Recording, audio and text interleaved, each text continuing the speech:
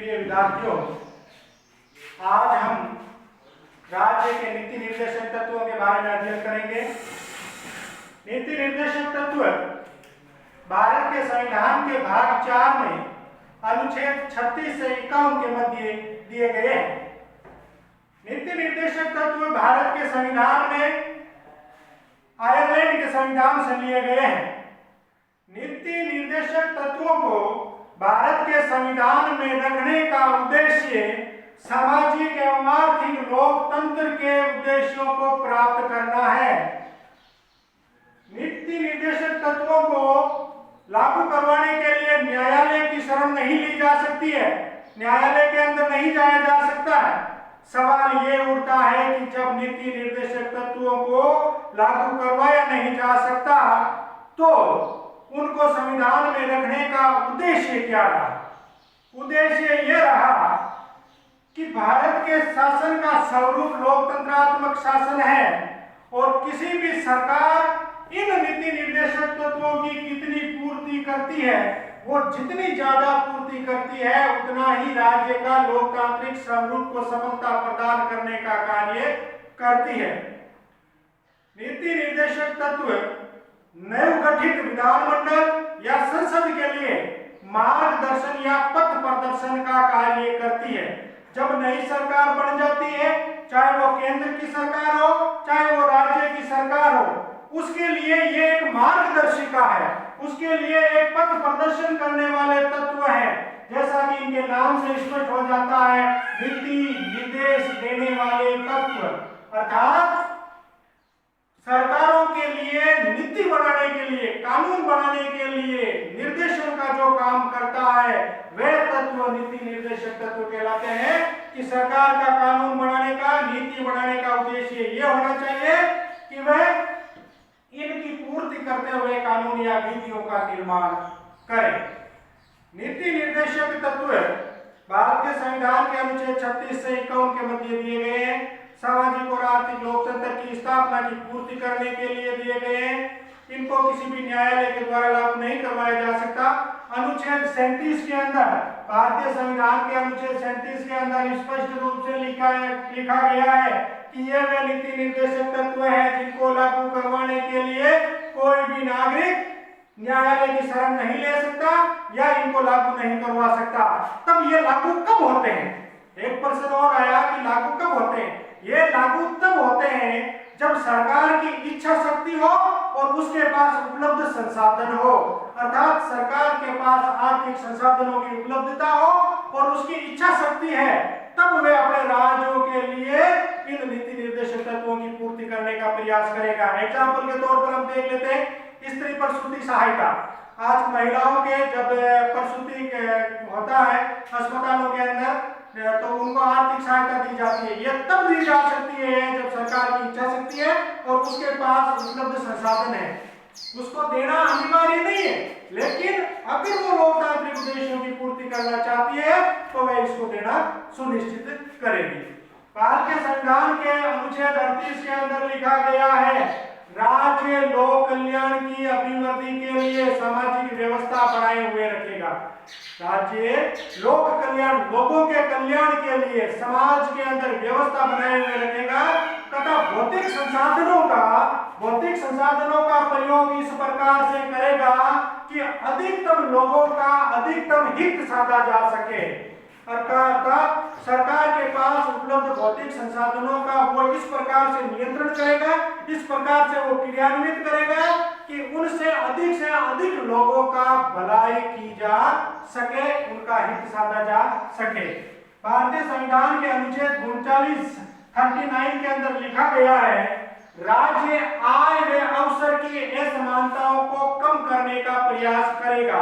अर्थात समाज जो भारतीय का एक संविधान का लक्ष्य है समाजवादी राज्य की स्थापना करना, तो यहाँ पर ये राज्य का विशिष्ट उद्देश्य बना रखा है, लक्ष्य बना रखा है कि राज्य ऐसी व्यवस्था करेगा कि समाज के अंदर लोगों के मध्य आय की असमानता कम से कम हो, अवसर की असमानता कम से कम हो, लोग अधिक से अधिक अवसर के अवसर का फायदा या उसका मुनाफा उठा सके, अमीर और गरीब की खाई को कम की जा सके, इसलिए आय या अवसर की असमानताओं को कम करने का प्रयास करेगा। अनुच्छेद 39 के अंदर लिखा गया है कि राज्य ऐसी व्यवस्था बनाएगा, इस प्रकार की नीतियों का निर्धारण करेगा कि समान कार्य के लिए समान वेतन दिया जाएगा। यहाँ पर समान कार्य के लिए समान वेतन से तात्पर्य ये नहीं है कि एक शिक्षक को और एक कंपनी पर जाने वाले मजदूर को समान वेतन दिया जाए। इसका तात्पर्य यह भी नहीं है कि एक वैज्ञानिक को और एक दिहाड़ी मजदूर को समान वेतन दिया जाए। यहाँ समान वेतन से तात्पर्य ये हुआ कि एक ही काम के अंदर लगे हुआ आदमी, एक शिक्षण पेशे के अंदर लगा हुआ एक शिक्षक और एक शिक्षिका, इन दोनों के वेतन में अंतर नहीं किया जाएगा, इन दोनों को समान वेतन दिया जाएगा, समान पदानुसार समान वेतन के क्रम को अपनाया जाएगा। इसी के अंदर अनुच्छेद 39 के अंदर ये कहा गया है, निःशुल्क अनुच्छेद 39 के अंदर हमें ये बताया गया है कि नागरिकों को निःशुल्क न्याय प्राप्त करने का अवसर उपलब्ध करवाया जाएगा। उनको इस प्रकार से अवसर उपलब्ध करवाए जाएंगे कि किसी भी गरीब आदमी को पकड़ लिया गया है, अब उसके पास में ये पैसे नहीं है कि वो किस प्रकार न्याय प्राप्त करे। निःशुल्क एवं अनिवार्य न्याय की व्यवस्था को लागू किया गया है। जब किसी व्यक्ति के पास अपना अधिवक्ता करने के लिए स्वयं के पैसे नहीं हो तो उसे राज्य उपलब्ध करवाएगा उसका अधिवक्ता। तो इस प्रावधान को भारतीय संविधान के अनुच्छेद 39 में शामिल किया गया है। अनुच्छेद 39 में ये लिखा गया है, राज्य ऐसा गरिमामय वातावरण उत्पन्न करेगा, राज्य ऐसी व्यवस्था बनाए हुए रखेगा कि समाज के हर एक बच्चे को गरिमामय वातावरण उपलब्ध हो, जिसके अंदर बच्चे अपना स्वाभाविक और सर्वांगीण विकास कर सके। ये सारी बातें भारतीय संविधान के अनुच्छेद 39 के अंदर लिखी गई है। यहाँ याद रखने वाली बात यह होगी कि अनुच्छेद 39 जो है यह हमारे संविधान के अंदर बाद में जोड़ा गया था। मूलतः जो संविधान था उसके अंदर निःशुल्क न्याय प्राप्त या कानूनी सहायता प्राप्त करने का प्रावधान पहले सुनिश्चित नहीं था। अगला है हमारा अनुच्छेद 40। अनुच्छेद 40 के अंदर हमारे लिखा गया है कि राज्य ऐसी व्यवस्था करेगा जिससे आधुनिक एवं वैज्ञानिक ढंग से पंचायत, कृषि, पशुपालन का प्रबंध किया जा सके। राज्य इस प्रकार की व्यवस्था बनाएगा कि आधुनिक और वैज्ञानिक ढंग से कृषि एवं पशुपालन का प्रबंध किया जा सके। यहीं पर वही वो अनुच्छेद है जहां पर पशुवध, ऐसे पशु जो गर्भ धारण करने योग्य हो, जिस प्रकार से गाय, इन पशुओं के वध को वर्जित किया गया है, अपराध घोषित किया गया है। वो भारतीय संविधान के अनुच्छेद 40 के अंदर किया गया है। इसी अनुच्छेद के अंदर ये बताया गया है कि राज्य ऐसी व्यवस्थाओं का संचालन करेगा जिससे पंचायत राज व्यवस्था का सुदृढ़ीकरण किया जा सके। वो अनुच्छेद 40 है जहां पर पंचायत राज व्यवस्था को सुदृढ़ किया जा सके, उसे और मजबूत बनाया जा सके ताकि गांव स्तर की सरकार और अत्यधिक मजबूत बने। अनुच्छेद 41 के अंदर कहा गया है कि राज्य ऐसा प्रयत्न करेगा, राज्य ऐसा कार्य करेगा या ऐसी व्यवस्था करेगा जिससे राज्य के अंदर कार्य और शिक्षा के अवसर को अधिक से अधिक बढ़ाया जा सके। राज्य का कार्य करने का ये ढंग होगा कि राज्य के अंदर लोगों को अधिक से अधिक कार्य करने और शिक्षा प्राप्त करने के अवसर बढ़ जाएंगे। इसके तहत अगर कोई अपंग है, कोई बेरोजगार है, कोई बूढ़ा आदमी है, कोई वृद्ध बन चुका है, तो वृद्धावस्था, अपंगता, बेरोजगारी, इन परिस्थितियों के अंदर राज्य से लोक सहायता पाने का जो दिया गया वर्णन वो इसी नीति निर्देशक तत्व के अंदर दिया गया कि राज्य ऐसी व्यवस्था करेगा जिससे कार्य और शिक्षा के अवसर में बढ़ोतरी होगी तथा इन लोगों के लोक कल्याण के लिए लोक सहायता पाने का प्रबंध करेगा।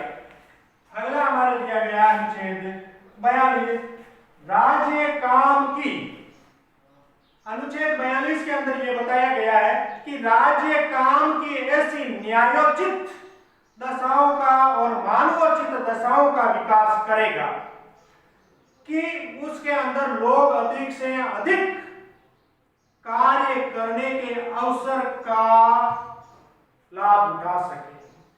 कहीं ऐसा नहीं हो, हम लोग देखते हैं कि कई बार काम करने वाले मजदूरों के लिए वहां पर छाया की व्यवस्था की जाती है, बच्चों के लिए दूध की व्यवस्था की जाती है, तो ये वो मानव के लिए जो उचित है, न्याय की दृष्टि से जो उचित है, उन दशाओं का प्रबंध करने का प्रयास करेगा तथा स्त्री प्रसूता सहायता देने का प्रबंध करेगा। ये भारतीय संविधान के अनुच्छेद 42 के अंदर नीति निर्देशक तत्वों के अंदर लिखा गया है कि राज्य काम की न्यायोचित दशाओं का विकास करेगा तथा स्त्रियों को प्रसूति सहायता प्राप्त करने का अधिकार होगा। प्रिय विद्यार्थियों, आज हमने नीति निर्देशक तत्व के संविधान के भाग 4 अनुच्छेद 36 से लेकर के अनुच्छेद 42 तक का हमने अध्ययन किया था। नीति निर्देशक तत्वों के अगले भाग के अंदर हम फिर अध्ययन करेंगे, जिसके अंदर हम अगले अध्याय को शामिल करेंगे। तब तक दीजिएगा नमस्कार।